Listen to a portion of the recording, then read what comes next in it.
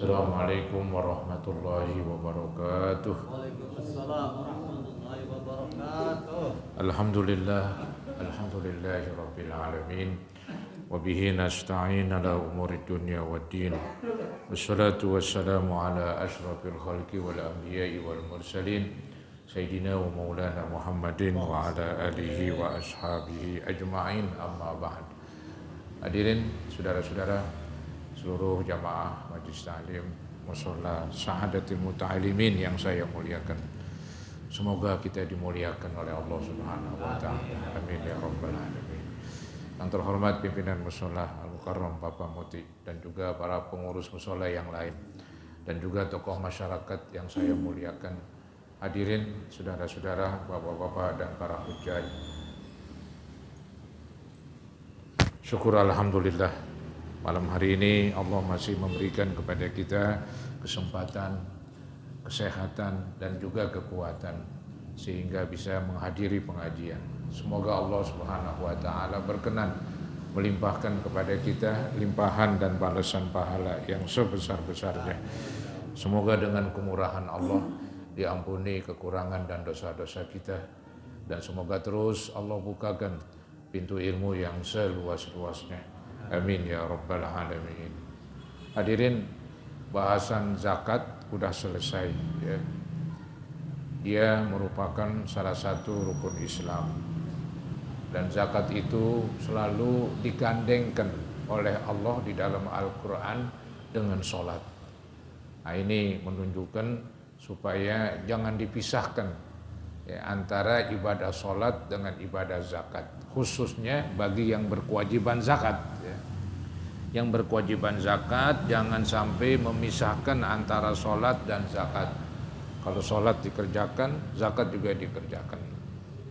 Nah, sekarang saudara-saudara, ada ibadah yang memang cukup berat juga itu. Itulah ibadah puasa ya.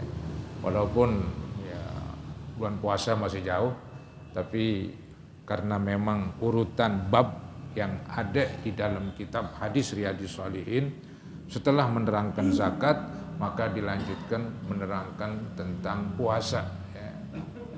Nah, puasa saudara-saudara ibadah yang cukup berat karena dia melawan kebiasaan ya. Manusia kan biasa makan, biasa minum ya. Kemudian dilarang makan, dilarang minum. Ini nampaknya ya nggak semua orang ngerjain, walaupun dia orang Islam. Padahal secara hukum setiap orang yang mengaku dirinya Islam ketika datang bulan Ramadan dalam keadaan sehat walafiat, dalam keadaan tidak sakit, dalam keadaan tidak musafir, maka dia wajib puasa. Kecuali pas banget masuk Ramadan dia lagi pergi kemana-mana kali, ya masih ada kelonggaran. Iya, musafir namanya. Atau pas banget masuk Ramadan dia sakit, ya jangan puasa dulu, mau dikata apa ya. Tapi bagi yang sehat, bagi yang tidak musafir, masuk satu Ramadan maka dia wajib berpuasa. Karena puasa Ramadan salah satu rukun Islam, salah satu tiang agama ya. Jadi kalau nggak dilaksanakan ya berarti tiangnya ini hilang, ini roboh ini. Nah, ini membuat agamanya jadi lemah ya. Ibarat bangunan, kalau tiangnya mulai roboh satu, ya dia udah nggak kuat lagi, ntar roboh lagi yang lain, ya bisa-bisa ambruk, begitu. Nah, disinilah saudara-saudara pentingnya puasa, ya puasa Ramadan sudah tentu, dan ini merupakan kewajiban. Judul yang dibuat oleh Imam Nawawi di dalam kitabnya yang bernama Riyadhis Shalihin berbunyi bab wujubi shaumi Ramadan. Bab ini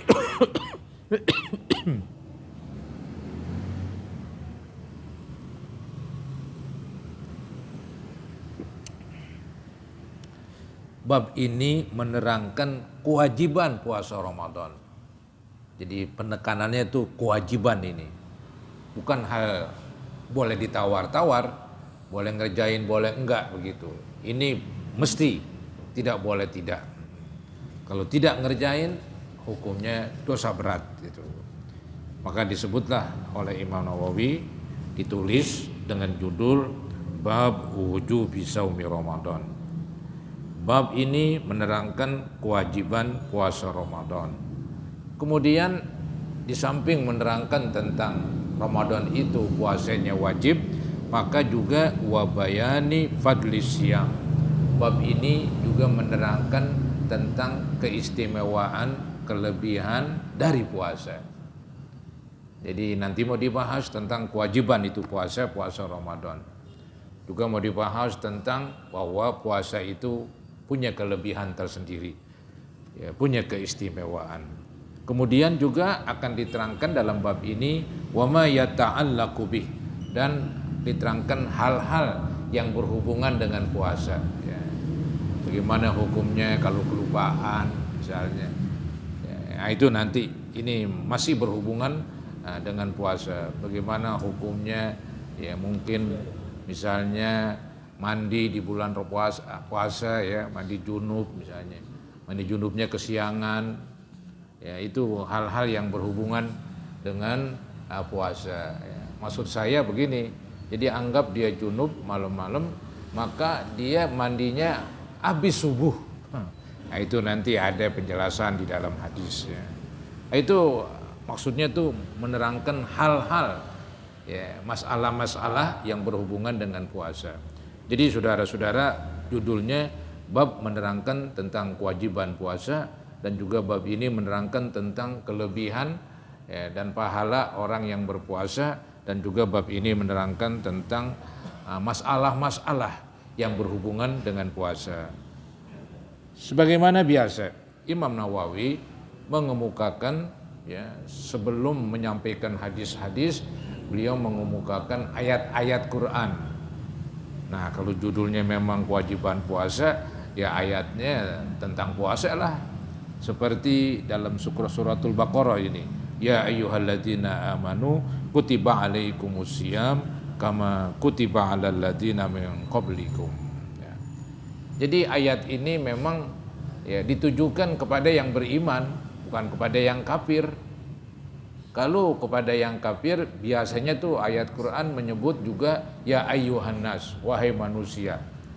Nah, namanya manusia kan ada manusia kafir, ada manusia mukmin. Ketika disebut ya ayyuhan nas, berarti ini semuanya dipanggil. Tapi ketika disebut ya ayyuhalladzina amanu, wahai orang yang beriman, ini yang beriman doang, ini yang mau diatur. Yang kafir ya bahasa kasarnya dicuekin begitu. Ya, nggak dipanggil. Ini kan kata-kata ya wahai. Kalimat wahai dipanggil begitu ya. Nah, biasanya tuh kalau dipanggil, ini mau dibagi ini. Maksudnya mau diberi keuntungan. Contohnya tukang dagang yang berkeliling. Kalau dipanggil sama pembeli, "Bang, sini Bang." Nah, ada yang beli nih, ini alamat bagus dah kan begitu. Masih mau dimaki-maki. Mau dibeli ini. Nah, itu alamat bagus saudara-saudara. Allah juga demikian memanggil ya ayyuhalladzina amanu. Allah akan membeli ibadahnya. Allah akan nanti bayar dengan sorga begitu. Bayar dengan pahala, bayar dengan ampunan. Begitu. Jadi ya ayyuhalladzina amanu, ini Allah berikan keuntungan kepada orang yang beriman. Buktinya dipanggil, dieroin, diperduliin. Ya ayyuhalladzina amanu kutiba alaikumusiyam, diperdukan atas kamu puasa. Ya pasti puasa Ramadan, karena puasa kan macam-macam, ada yang wajib, ada yang sunat ya. Nah ini yang wajib ini puasa Ramadan ya. Saudara, ini puasa ya sebetulnya sudah ada sebelum umat Nabi Muhammad SAW. Jadi sebelum Nabi Muhammad mempardukan puasa, udah pardu terlebih dahulu. Pada siapa? Pada umat-umat terdahulu. Maka ada kalimat kama, sebagaimana. Artinya sebagaimana kutiba alal ladzina min qablikum, dipardukan atas orang-orang sebelum kamu. Ya, sebelum umat Nabi Muhammad ada umat Nabi Isa. Sebelumnya lagi ada umat Nabi Musa. Dan sebelumnya lagi ada umat nabi-nabi yang lain, banyak. Ya. Banyak saudara-saudara para rasul yang Allah utus. Ada yang kita ingat di dalam kitab Tauhid bahwa para rasul itu ada 25 itu ya, yang wajib kita ketahui. Jadi ini saudara-saudara, puasa dipardukan baik itu buat umat Nabi Muhammad juga buat umat-umat terdahulu. Kok kenapa ya Allah sebut-sebut tuh umat terdahulu juga wajib puasa? Ini untuk ya semacam memberikan semangat lah kepada orang Islam bahwa puasa itu diwajibin bukan buat kamu doang. Toh orang-orang terdahulu juga wajib. Jadi ayo dah kerjain begitu. Jadi semacam membuat jadi ringan nih cerita puasa. Kan puasa itu kan gambarannya nggak makan, nggak minum. Ya mungkin orang terbayang, wah serem dah, berat dah, ya, nggak kuat dah, lemes dah, pokoknya pakai dah aja. Ya, itu gambaran puasa begitu saudara-saudara. Maka Allah gambarin dengan enteng. Ya, artinya puasa Ramadan ini di samping emang diwajibin kepada kamu, hai umat Nabi Muhammad, sebetulnya umat-umat yang dahulu juga udah wajib. Jadi bukan kamu doang, bukan dianaktirikan begitu. Udah ayo kerjain, begitulah saudara-saudara bahasa gampangnya ya. Jadi kama kutiba alal ladzina min qablikum. Nyatanya ini umat-umat terdahulu kan diwajibin, tapi kita nggak pernah dengar itu umat-umat terdahulu yang masih ngikutin agama dulu ya. Yang masih ngikutin agama Nabi Musa.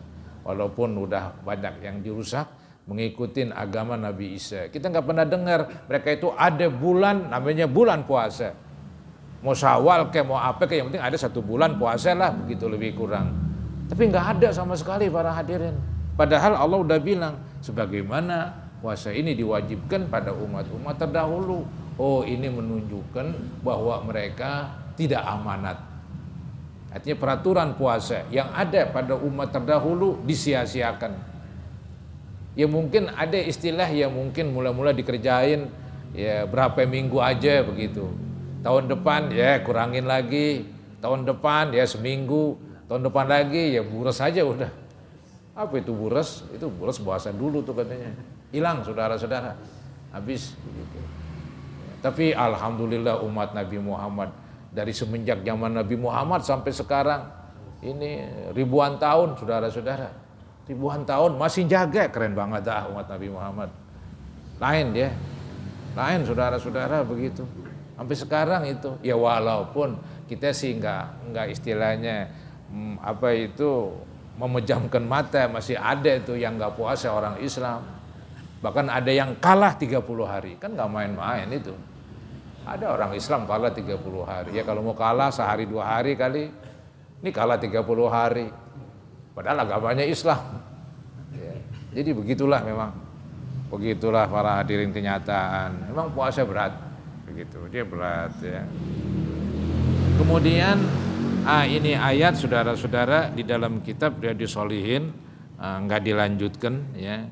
Itu kalau dilanjutkan itu tadi kama kutiba alal ladzina min qablikum, di ujungnya tuh ada ayat la'allakum tattaqun. Inilah tujuan dari puasa. Semoga kamu, memang arti di dalam tafsir itu la'allakum tattaqunal ma'asi. Arti letternya agar kamu menjauhi maksiat. Tattaqun menjauhi maksiat ya. Takut terhadap maksiat begitu. Apa hubungannya antara puasa dengan kata Allah? Ya mudah-mudahan kamu bisa menjauhi maksiat begitu.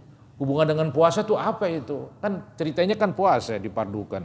Kok ujung-ujungnya ya mungkin kalau ujung-ujungnya nanti kamu diberi pahala sorga itu keren itu dah. Tapi ini artinya apa? Moga-moga kamu menjauhi dari maksiat. Karena hubungannya saudara-saudara, orang tuh lagi puasa perutnya kosong, nggak makan, nggak minum. Biasanya nggak begitu kedorong untuk berbuat maksiat. Untuk nakal, untuk berbuat dosa, nampaknya ya nggak begitu kedorong. Bahkan kebalikannya, doyongnya tuh orang puasa mau bener aja, begitu. Maka tuh di bulan Ramadan yang sedekah banyak, begitu. Banyak yang sedekah para hadirin, sembahyang tarawih yang hadir banyak ya, walaupun di ujung-ujung ya singkat, tapi masih lumayan dah, masih hebat saudara-saudara. Jadi itulah gara-gara bawaan puasa. Jadi puasa ini punya semacam dorongan kepada orang yang berpuasa untuk dia mudah melaksanakan perintah dan mudah meninggalkan larangan. Nah itulah yang disebut la'allakum tattaqun. Dengan berpuasa kamu meninggalkan kemaksiatan. Ya, biasanya kalau perut penuh itu dorongan maksiat ya begitu besar. Kalau perutnya kosong, dia nggak macam-macam. Ya. Itu saudara-saudara. Nah ada mungkin arti yang gampangan lagi orang sebut la'allakum tattaqun, agar kamu menjadi orang bertakwa. Ya kita tahu takwa itu kan ada dua bagian.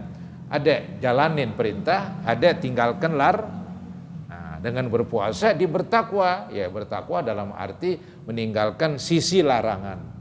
Larangan ditinggalkan. Ya pasti yang diperintah dikerjakan. Toh puasa itu sendiri yang diperintah dikerjain, apalagi sholat. Jaranglah ada orang puasa tapi nggak melaksanakan sholat para hadirin. Walaupun ya ada, mau dikata apa.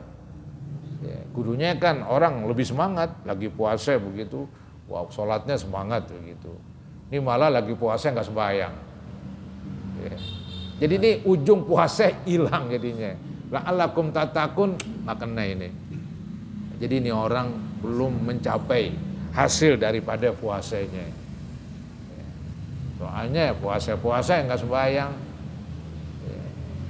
Jadi ada yang kerja terus, ada yang tidur terus kali. Yang penting nggak makan, nggak minum begitu.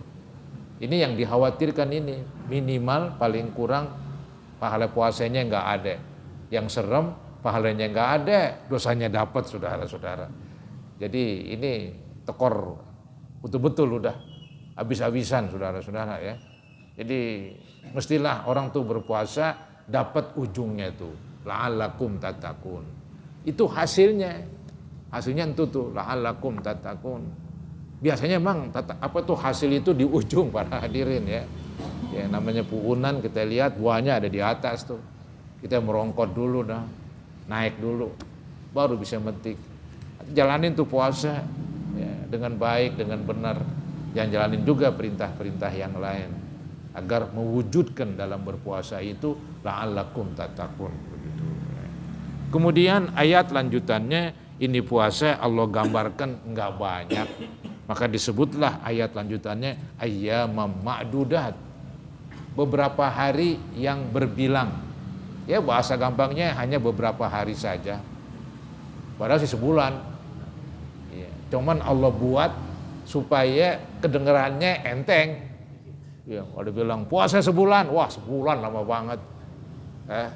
Sebulan lama saudara-saudara ya. Tapi Allah gambarin ayyamam ma'dudat. Beberapa hari, ayo dah. Iya. Ya entar nggak terasa puasa, ya malam takbiran lebaran.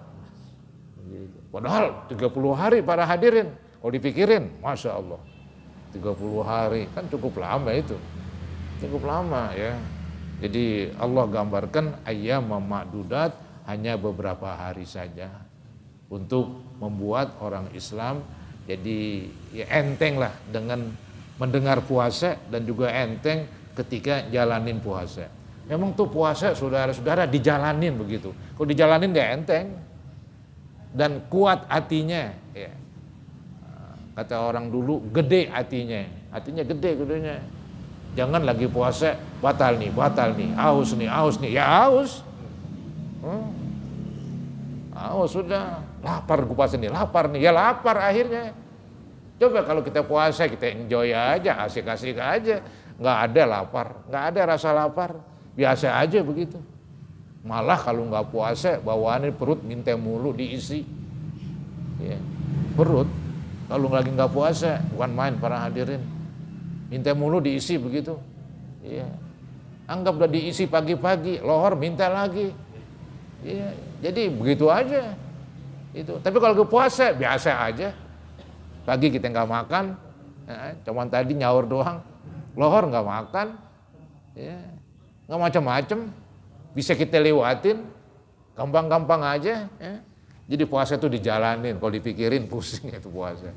Soalnya kalau dijalanin dengan syarat hatinya gede, beres semuanya. Walaupun dikerja, bisa kerjain itu puasa. Ya.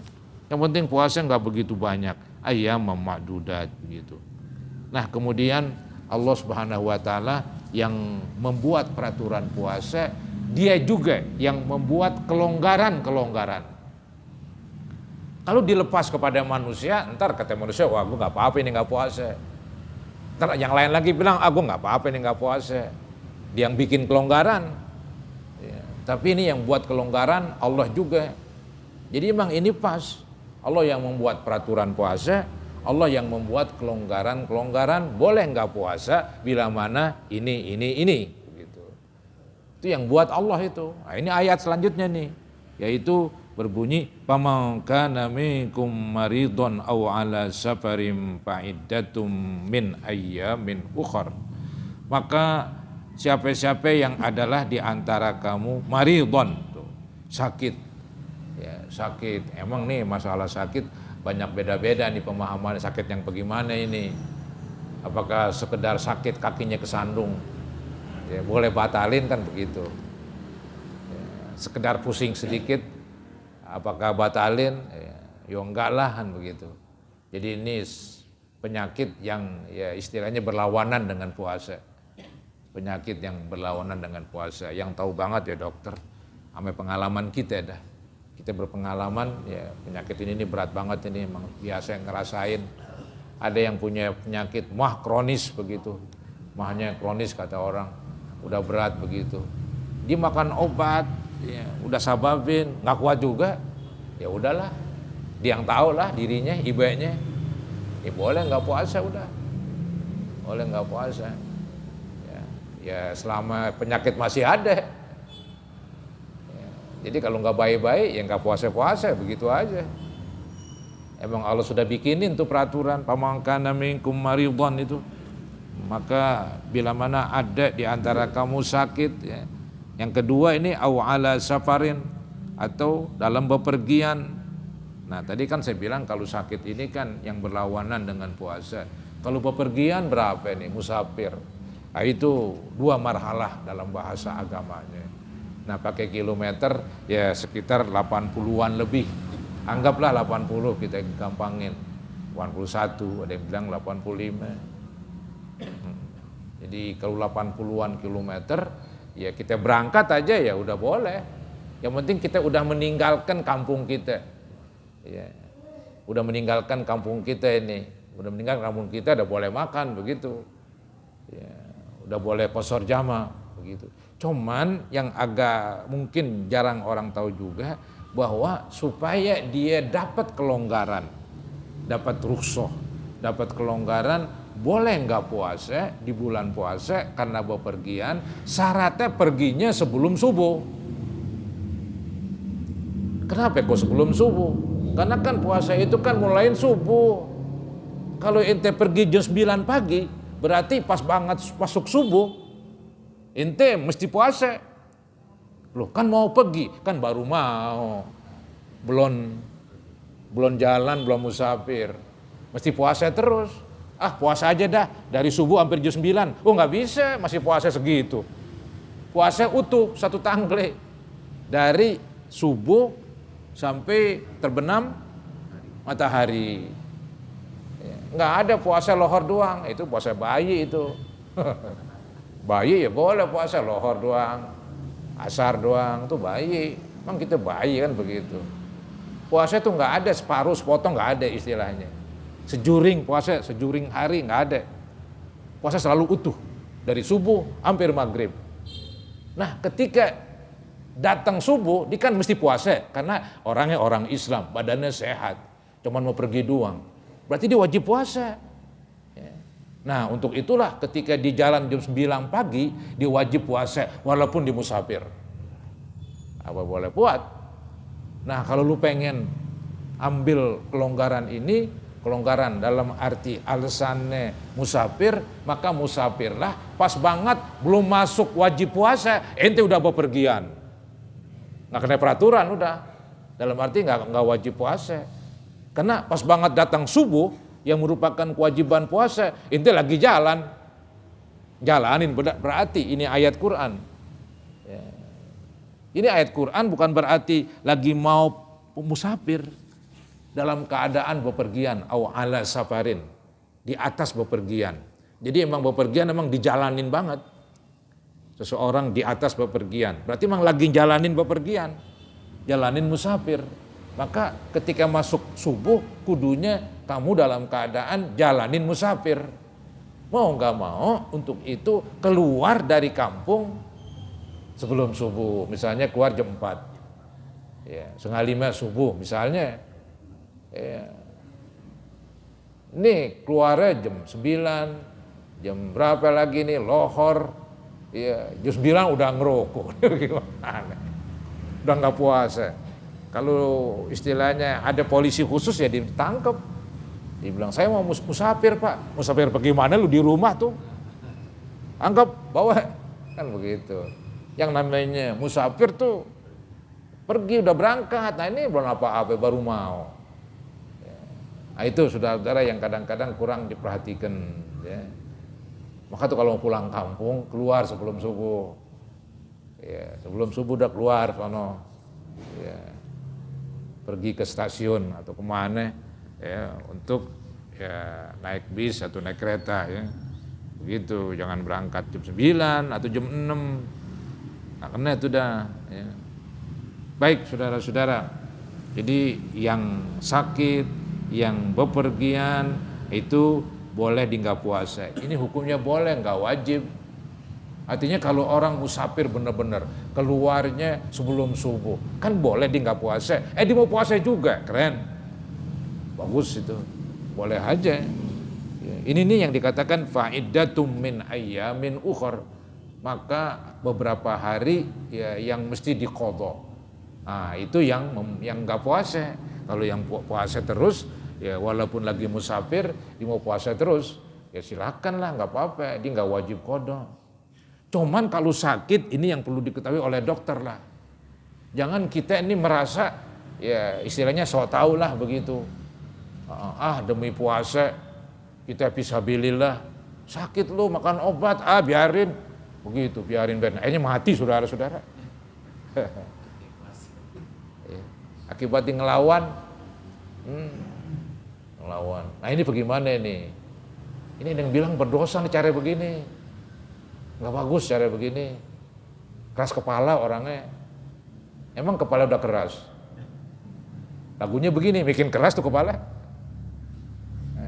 Ya makan obat, ntar kapan-kapan wajib kan? Oh gimana, kok repot amat so hidup. Hidup udah direpotin, puasa direpotin, udah dijelaskan. Kalau lagi sakit boleh nggak puasa. Kalau sakit tuh nggak kenal waktu dah, kapan aja dianggap puasa. Lohor datang sakit, ya. Darahnya naik, begitu tinggi banget. Ini bisa stroke nih. Makan obat, makan nasi dulu kali. Makan obat. Ya, untung kalau nggak makan obat, stroke. Ya, misalnya makan obat, saudara-saudara, begitu batalin, tidak ada masalah, itu malah bagus. Jangan biarin, stroke langsung mati misalnya, pecah ininya pembuluh darahnya misalnya itu ada yang bilang matinya bawa dosa, serem. Loh, kan puasa, kok mati bawa dosa? Karena dia menyalahi peraturan. Disuruh Allah makan, diogah. Ya. Nggak bisa itu cara begitu. Ada ulama bilang begitu dalam suatu kitab.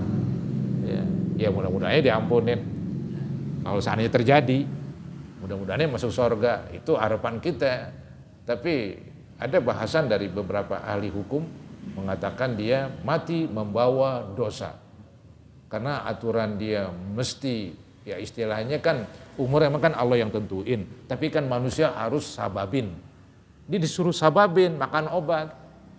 Kan kita pelajarin tuh, yang menyembuhkan kan bukan obat, yang menyembuhkan Allah. Tapi kan Allah nggak memberi kesembuhan kadang-kadang kecuali dengan disababin. Sababin makan obat, batalin puasanya, diogah. Dibilang fisabilillah. Gue di jalan Allah katanya begitu. Ya. Bahaya cara begitu saudara-saudara. Ya. Itu yang saya bilang keras kepala itu. Atau dia nggak ngerti agama. Dia ngerti ya begitulah, nggak ngerti secara dalam.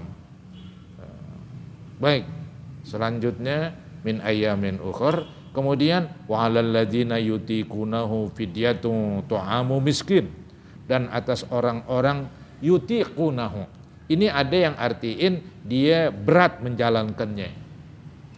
Ya, artinya orang-orang yang berat menjalankan puasa, ya seperti para jompo, ya para jompo yang istilahnya ya berat banget udah kalau puasa, orang udah kakek-kakek, nenek-nenek. Kita lihat kan, kita tahu begitu kakek-kakek, nenek-nenek, makannya banyak, makannya dikit, ya makannya dikit, ya. Biasa itu, balik lagi ke bayi lagi. Ente ngerasain kalau kita lagi sakit, udah makannya dikit, ya, sehat makannya banyak, begitu. Nah itu balik lagi kayak anak kecil. Ya, anak kecil mah makannya banyak, dikit saudara-saudara. Ya. Nah emang makannya dikit, ya disuruh puasa lagi, ya udah dah, bikin lemes dia. Maka dibilang orang yang nggak kuat puasa karena udah tua, boleh dia nggak puasa. Kalau masih kuat sih nggak apa-apa. Kalau nggak kuat jangan dipaksain, udah makan. Kodok ya nggak kodok dengan puasa, bagaimana mau kodok, emang tua nggak pernah baik. Penyakit tua kan nggak pernah baik. Orang udah tua ya tua terus, kali juga habis tua muda lagi, nggak ada itu. Ya. Jadi ya terus aja nggak puasa selama masa tua, cuman bayar fidyah itu. Maka dikatakan fidyatun ta'amu miskin, fidyah untuk diberi makan kepada orang miskin. Satu hari 1 mud, 1 mud 5/6 liter, seliter kurang 1/6. Cara orang dulu seliter dibagi 6, bagiannya harus sama, tuh 2, 3, 4, 5, 6, begitu dah. 5 bagian 1 mud, 1 bagian simpen, begitu. Maka 5/6 mud, 5/6 liter, sama dengan 1 mud, ya, sama dengan 1 mud. Ya dikeluarin 1 liter, kerenan lagi. Itu namanya dia dengan sukarela melebihin. Ya, dengan sukarela dilebihin. Gak apa-apa, itu lebih afdol. Ya. Jadi demikian para hadirin tuh. Nah kalau yang berat-berat puasa seperti tukang, zaman dulu ada tukang beca, pekerja berat, pekerja kuli, panggul di airport, di sono tempat air sono, pelabuhan saudara-saudara, di pelabuhan. Emang kerjaannya entuh. Ini bagaimana nih? Nggak puasa terus. Nah ini jadi masalah. Kayak tadi juga tuh musafir. Jadi dia karena kerjanya jam 8, masih jam 6 udah makan. Dia wajib puasa. Karena ketika jam 8, jam 7, jam 6 itu masih dalam keadaan sehat, segar, bugar. Masuk subuh wajib puasa dia. Jadi bagaimana? Ya nyaur. Ntar jam 8 datang ke tempat kerjaan, ya kerja. Kalau kuat terusin puasa, kalau nggak kuat makan. Begitu dulu, disuruh usaha dulu. Jangan kok jam 6 udah makan, kerja belum loh. Kacau itu, nggak ada usaha orangnya. Kecuali si jompo tadi, si tua itu lain lagi ceritanya. Nah ini badannya keker, iya badannya sehat begitu. Tapi dia nggak puasa aja. Dia tukang beca memang, narik beca belum. Tapi kan biasanya kan kalau puasa itu tadi saya bilang hatinya gede, di Nawa itu bener-bener kayaknya bisa puasa walaupun kerja berat. Ya dikurangin lah dikit panggulannya. Ya bos harus ngerti juga bos. Lagi puasa ya dikurangin panggulannya. Ya kalau lagi nggak puasa larinya kenceng ya pelan ya jalannya. Bosnya juga berikan kelonggaran. Jangan bos ya, lain tuh dia takut rugi. Jadi begitu saudara-saudara ya. Jadi orang yang nggak kuat puasa seperti orang-orang pekerja keras, nggak bisa tuh dari pagi udah nggak puasa aja. Dia kudunya nyaur. Siapa tahu di perjalanan dia kerja kuat, ya terusin. Ketika di perjalanan dia kerja nggak kuat, ya batalin. Begitu ya. Semua apa ini tentang orang-orang yang memang diberikan kelonggaran tadi ya. Ya wanita-wanita yang haid sih memang lain lagi dia. Yang lagi nifas melahirkan emang nggak boleh puasa dia. Ya nggak boleh puasa udah. Kemudian ayat selanjutnya nih, faman tatawwa'a khairam fahuwa khairul lah. Barang siapa yang sukarela, tatawwa'a, sukarela kebaikan. Kayak tadi tuh, satu hari kan anggap saya nih udah nenek-nenek kakek-kakek, bayar sehari 1 mud begitu. Saya lebihin seretar aja udah. Ya, sebulan anggap berapa ini 30 hari, bisa jadi kan 29, 30 hari kali seretar 30 liter. Aturan nggak 30 liter tadi, ya, dihitung aja itu udah sekian, tapi ditambahin jadi 30 liter. Ini bagus, ini yang disebut faman tatawwa'a khairan. Barang siapa yang sukarela berbuat baik, fahuwa khairul lah, maka dia itu ya mendapat kebaikan, maka itu lebih baik baginya. Itu lebih baik baginya ya, fahuwa khairul lah. Lebih baik baginya. Apa yang lebih baik baginya? Ya pahalanya gedean. Pahalanya lebih besar. Kemudian ayat selanjutnya wa antasumu khairul lakum. Yang tadi tuh yang kerja berat, badannya seger-seger.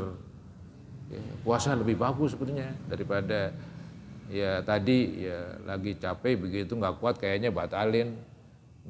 Kalau dia sungguh-sungguh bisa lah. Jadi puasa lebih baik. Saudara, ini ayat ada 2 tafsiran. Ya. Tadi tafsiran pertama begitu tuh. Dari kalimat wa 'alal ladzina yutiqunahu fidyatun tu'amu miskin. Dan atas orang-orang yang berat menjalankannya maka dikenakan bayar fidyah sebagai makanan buat orang miskin.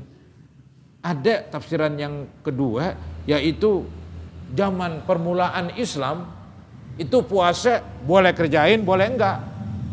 Ada pilihan. Di permulaan Islam begitu. Ya, di permulaan Islam bahwa katanya puasa itu hanya sifatnya sunat, kayak sunat gitu anjuran. Yang mau puasa ayo silakan di bulan Ramadan, puasa Ramadan begitu. Ya, yang enggak boleh, cuman kalau yang enggak bayar fidyah. Begitu. Dulu begitu. Dia sehat, kuat puasa, dia mau makan aja gak harus. Ya udah silakan makan, cuman bayar fidyah, kayak semacam dendanya begitu. Ya, itu di permulaan Islam, tapi setelah itu nggak bisa saudara-saudara. Setelah itu dia wajib puasa. Ya, setelah peraturan itu datang peraturan baru dari Allah, yaitu sekarang wajib dah puasa. Jadi semacam latihan dulu. Jadi di permulaan Islam puasa disuruh. Ya, bulan Ramadan itu ceritanya nih. Kemudian bagi yang ogah puasa ya boleh juga dah, cuman dikenain 1 hari 1 mud. Ya. Nah setelah itu turun lagi ayat menyuruh, kamu mesti puasa. Ya, kamu mesti puasa.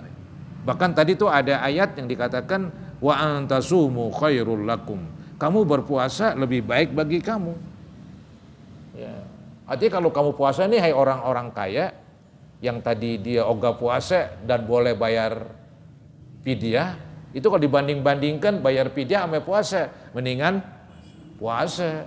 Puasa bermanfaat, sehat, ya, pahala ya, akhirat begitu. Komplit lah balasannya. Itu ada tafsiran kedua begitu.